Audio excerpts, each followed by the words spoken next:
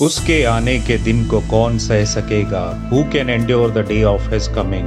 मलाकी के तीसरे अध्याय वचन 2 से लेकर 5 में इस प्रकार से लिखा है, परंतु उसके आने के दिन को कौन सह सकेगा, और जब वो दिखाई दे तब कौन खड़ा रह सकेगा? क्योंकि वो सोनार की आग और धोबी के साबुन के समान है। वो रूपे का ताने वाला और शुद्ध करने वाला बनेगा और लेवियों को शुद्ध करेगा और उनको सोने रूपे के समान निर्मल करेगा। तब वे यहोवा की भेंट धर्म से चढ़ाएंगे। तब यहूदा और यरूशलेम की भेंट यहोवा को ऐसी भाएगी जैसी पहले के दिनों में और प्राचीन काल में भाती थी। तब मैं न्याय करने को तुम्हारे निकट आऊंगा और टोन्हों और व्यभिचारियों और झूठी किरिया खाने वालों के विरुद्ध, और जो मजदूर की मजदूरी को दबाते और विधवा और अनाथों पर अंधेर करते और परदेशी का न्याय बिगाड़ते और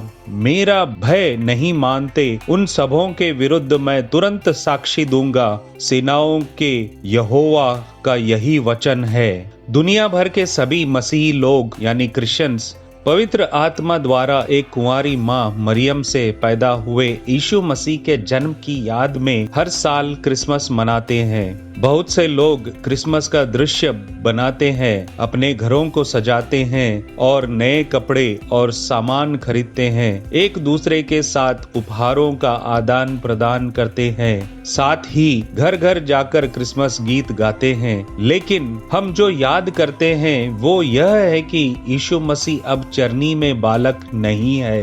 यीशु मसीह परमेश्वर है और वो अनादि काल से अनंत काल तक है, परंतु उचित समय पर वो हमें पाप और व्यवस्था से बचाने के लिए एक मनुष्य के रूप में पृथ्वी पर आया।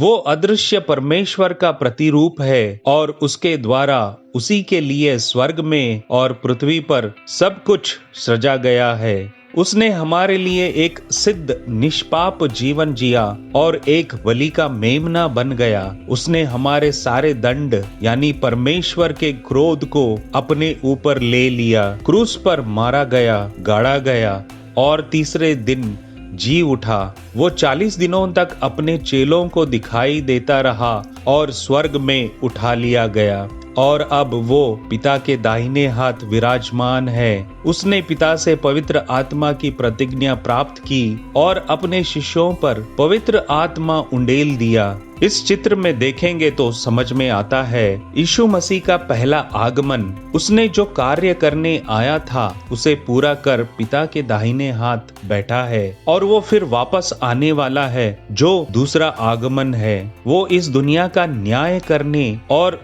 उसका राज्य प्रस्थापित करने आने वाला है। अगर हम इस चित्र में देखेंगे, पहले यीशु मसीह का जन्म जिसे हम कहते हैं incarnation and birth of Jesus Christ, और उसके पश्चात क्रूसिफिक्शन, क्रूस पर चढ़ाए जाना और मृत्यु पर जय पाकर पुनरुत्थित हो जाना यानी रेजरेक्शन, और उसके बाद 40 दिन उसके शिष्यों को दिखाई दिया यीशु मसीह, और उसके पश्चात यीशु मसीह स्वर्ग में चला गया और वो पिता के दाहिने हाथ बैठा है। और उसने जो अभिवचन दी थी उसके शिष्यों को पवित्र आत्मा का, उसने पवित्र आत्मा को मंडली में भेज दिया जिसे हम कहते हैं पेंटिकोस्ट। वहां से मंडली की जन्म होती है, बर्थ ऑफ चर्च। अभी हम जो अंतिम दिनों में रह रहे हैं और हमें पता नहीं कि यीशु मसीह कब आने वाला है, और जो यीशु मसीह में विश्वास करते हैं उनका उठाए जाना यानी रैप्चर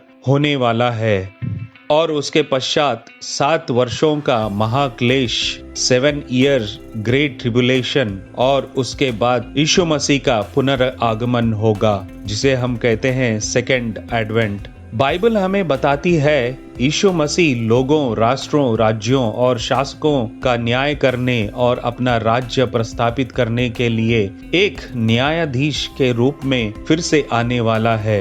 क्योंकि वो आने वाला है, क्योंकि वो पृथ्वी का न्याय करने को आने वाला है। वो धर्म से जगत का और सच्चाई से देश देश के लोगों का न्याय करेगा। तब उद्धार करने वाले एसाव के पहाड़ों का न्याय करने के लिए सियोन पर्वत पर आएंगे और राज्य यहोवा ही का हो जाएगा। लेकिन क्या हम उसके आने के दिन को सहने के लिए तैयार हैं? क्या हम मसीह के दूसरे आगमन के लिए तैयार हैं? बहुत से लोग अपने हृदयों को कठोर करके और मसीह को अपने प्रभु और उद्धारकर्ता के रूप में अस्वीकार करने के द्वारा परमेश्वर के क्रोध को संचित कर रहे हैं। हम देखते हैं रोमियो के 2 अध्याय वचन 5 में इस प्रकार से लिखा है, पर तू अपनी कठोरता और हठीले मन के कारण उसके क्रोध के दिन के लिए जिसमें परमेश्वर का सच्चा न्याय प्रकट होगा अपने लिए क्रोध कमा रहा है। आइए देखें कि मलाकी के अनुसार परमेश्वर के सेवकों ने उसके आने के दिन के बारे में क्या कहा। हम देखते हैं बाल्डविन ने इस प्रकार से कहा, वो शुद्ध करने वाले की आग और धोबी के साबुन के समान है। इस दूसरे दूत का आना चौंकाने वाला और भयानक होगा, परंतु एक उद्देश्य के साथ धोबी और शुद्ध करने वाला दोनों ही सफाई करने का काम करते हैं, नाश करने का नहीं। वो चांदी को शुद्ध करने वाले और चमकाने वाले के रूप में बैठेगा। इस चित्र की सुंदरता ये है कि शुद्ध करने वाला खुली भट्टी या घड़े में देखता है और जानता है कि शुद्ध करने की प्रक्रिया पूरी हो गई है और मैल सब जल गया है। जब वो पिघली हुई धातु में उसकी छवि स्पष्ट रूप से दिखाई देती है। और उसी प्रकार मेयर कहते हैं, हम ध्यान दें कि वो एक निर्मल करने वाले के रूप में बैठेगा। ये कितनी तसल्ली की बात है कि वो इस काम को अपने हाथों के अलावा किसी और को नहीं सौंपता है। जब हम संकट में हों तब वो हमारे विषय में अपने दूतों को आज्ञा दे, परंतु वो हमारे शुद्धिकरण को अपने विशेष अधीक्षण के अधीन रखता है। उसी प्रकार चार्ल्स स्पर्जियन इस प्रकार से कहते हैं, उसी समय ध्यान दे कि वो एक निर्मल करने वाले के रूप में बैठेगा। बैठने की मुद्रा से पता चलता है कि साफ करने वाला उदासीन लग सकता है, लेकिन वो नहीं है। वो सावधानी से चांदी के साथ काम कर रहा है, आग की लपटों के ऊपर लाए गए मैल को जलाकर और खुरचकर दूर कर रहा है। मुझे लगता है कि मैं निर्मल करने वाले के बैठने में एक स्थिर धैर्य देखता हूँ, जैसे कि वो कह रहा हो, ये कठिन काम है और मैं इसके लिए बैठूंगा, क्योंकि इसके लिए देखभाल, समय और निरंतर निगरानी की आवश्यकता होगी। और आगे हम देखते हैं मेयर यूं कहते हैं, यदि आप अभी आग में हैं, प्रिय आत्मा प्रसन्न रहें। ये कम से कम यह दर्शाता है कि आप चांदी के हैं और परमेश्वर के पवित्र मंदिर में अधिक स्वीकार्य सेवा करने के सक्षम हैं। बाइबल कहती है, यदि एक मनुष्य दूसरे का अपराध करे तो परमेश्वर उसका न्याय करेगा, परंतु यदि मनुष्य परमेश्वर के विरुद्ध पाप करे तो उसके लिए कौन विनती करेगा? क्या आप परमेश्वर के खिलाफ पाप कर रहे हैं? हमें परमेश्वर के हाथों में होना चाहिए ताकि वो हमें अपनी आग में शुद्ध करे और हमारी सारी अशुद्धियों को दूर करे और हमें सोने और चांदी की तरह शुद्ध करे। हमें अपने प्रभु और उद्धारकर्ता यीशु मसीह और उनके वचन के ज्ञान में बढ़ने की आवश्यकता है। उनका वचन हमें पवित्र करता है। प्रेरित यूहन्ना कहता है, हे मेरे बालकों, मैं ये बातें तुम्हें इसलिए कहता हूँ कि तुम पाप ना करो, और यदि कोई पाप करे तो पिता के पास हमारा एक सहायक है,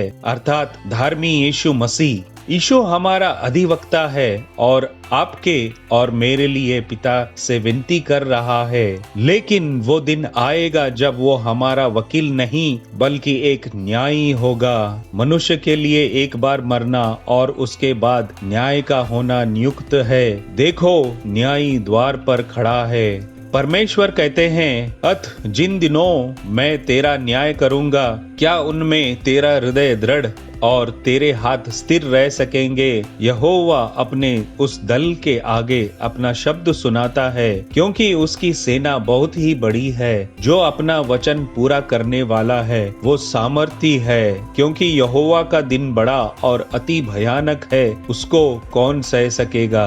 आप और मैं अपने पापों से पश्चाताप करके और यीशु मसीह में विश्वास करके आने वाले क्रोध और भयानक न्याय से बच सकते हैं। तब हम जो जीवित और बचे रहेंगे उनके साथ बादलों पर उठा लिए जाएंगे कि हवा में प्रभु से मिलें, और इस तरह हम हमेशा प्रभु के साथ रहेंगे। आइए हम सब अपने आप को जांचें कि क्या हम प्रभु से मिलने के लिए तैयार हैं और उसके आने के दिन को सहने के लिए तैयार हैं।